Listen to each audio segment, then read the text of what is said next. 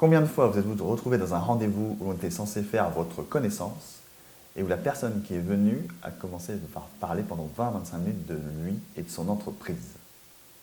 Et je pense que c'est un écueil qu'on a tous en fait. On est par définition des êtres humains, on est par définition autocentré. C'est-à-dire que évidemment, ce qui m'intéresse, moi, en priorité, c'est moi. Voilà, une fois que moi je suis zen avec moi, je peux commencer à m'intéresser aux gens qui sont un peu autour. Et puis une fois que je suis zen avec ça, j'étends mon cercle.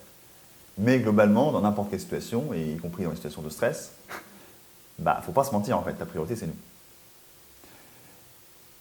Et si la priorité c'est moi, j'ai un écueil à éviter, et vous le voyez venir, c'est que la personne qui est en face de moi, dans n'importe quelle situation, elle est comme moi, elle pense à elle. Et elle a bien raison. Ça ne veut pas dire elle est égoïste, etc. Ça veut dire qu'on a tous la propension primaire de penser à nous. Et donc, la stratégie, la posture, le positionnement lorsqu'on parle à des gens, c'est pas de parler de soi, c'est de parler d'eux. Puisque eux, ils vont adorer ça, qu'on parle d'eux. Et c'est là où ils vont commencer à s'ouvrir, à se livrer.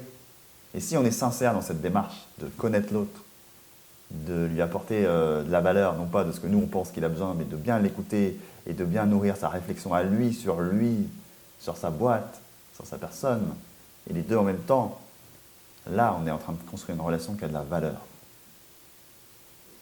Et vous verrez, en essayant ça, que le moment où on a rempli la jauge d'intérêt et où on a comblé les incertitudes et les douleurs en face, miraculeusement la personne est sécurisée.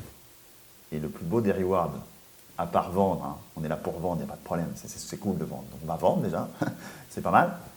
Et en plus, on va nourrir une vraie relation parce que la personne, une fois qu'elle est comblée, elle s'ouvre à l'autre, à celle qu'elle a en face.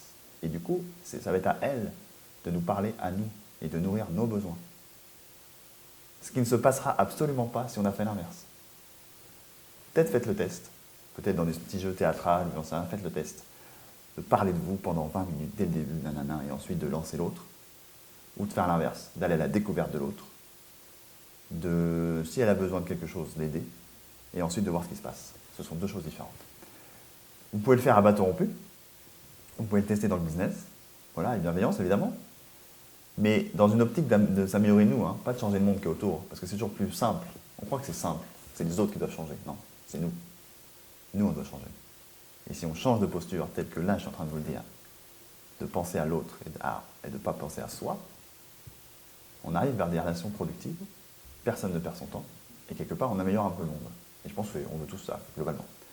Donc je vous recommande d'essayer ça, en présentiel, mais dans vos stratégies de com.